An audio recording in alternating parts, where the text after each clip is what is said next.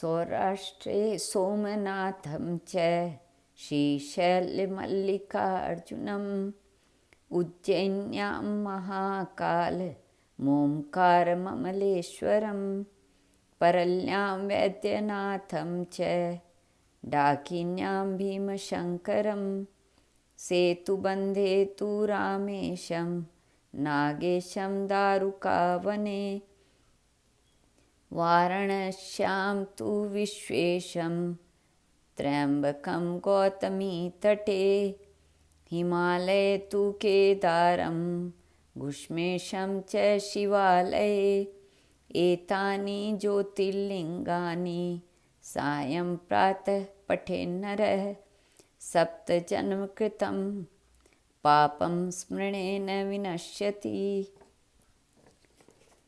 श्री त्र्यंबकेश्वर यह ज्योतिर्लिंग महाराष्ट्र प्रांत में नासिक से 30 किलोमीटर पश्चिम में अवस्थित है। इस ज्योतिर्लिंग की स्थापना के विषय में शिव पुराण में यह कथा दी गई है।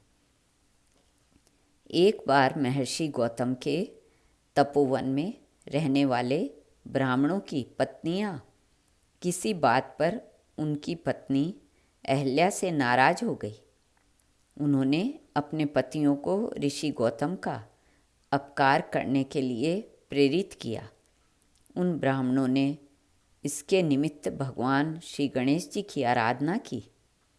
उनकी आराधना से प्रसन्न हो गणेश जी ने प्रकट होकर उनसे वर मांगने को कहा।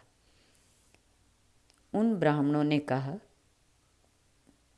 प्रभु, यदि आप हम पर प्रसन्न हैं तो किसी प्रकार ऋषि गौतम को इस आश्रम से बाहर निकाल दें।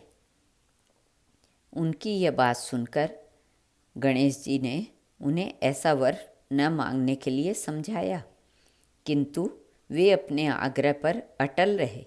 अंततः गणेश जी को विवश होकर उनकी बात माननी पड़ी। अपने भक्तों का मन रखने के लिए वे एक दुर्बल गाय का रूप धारण करके ऋषि गौतम के खेत में जाकर चरने लगे। गाय को फसल चरते देखकर ऋषि बड़ी नरमी के साथ हाथ में तृण लेकर उसे हाँकने के लिए लपके। उन तृणों का स्पर्श होते ही वह गाय वहीं मरकर गिर पड़ी। अब तो बड़ा हाहाकार मच गया। सारे ब्राह्मण एकत्र हो गो हत्या कहकर ऋषि गौतम की बुरी बुरी भर्त्सना करने लगे। ऋषि गौतम इस घटना से बहुत आश्चर्यचकित और दुखी थे। अब उन सारे ब्राह्मणों ने उनसे कहा कि तुम्हें यह आश्रम छोड़कर अन्यत्र कहीं दूर चले जाना चाहिए। गो हत्यारे के निकट रहने से हमें भी पाप लगेगा। विवश होकर ऋषि गौतम अपनी पत्नी अहल्या के साथ वहाँ से एक कोस दूर जाकर रहने लगे, किंतु उन ब्राह्मणों ने वहाँ भी उनका रहना दूभर कर दिया। वे कहने लगे, गो हत्या के कारण तुम्हें अब वेद पाठ और यज्ञादि के कार्य करने का कोई अधिकार नहीं रह गया है। अत्यंत कातर भाव से ऋषि गौतम ने उन ब्राह्मणों से प्रार्थना की कि आप लोग मेरे प्रायश्चित और उद्धार का कोई उपाय बतावें। तब उन्होंने कहा, गौतम, तुम अपने पाप को सर्वत्र सबको बताते हुए 3 बार पूरी पृथ्वी की परिक्रमा करो, फिर लौटकर यहाँ 1 महीने तक व्रत करो। इसके बाद ब्रह्मगिरी की 101 परिक्रमा करने के बाद तुम्हारी शुद्धि होगी।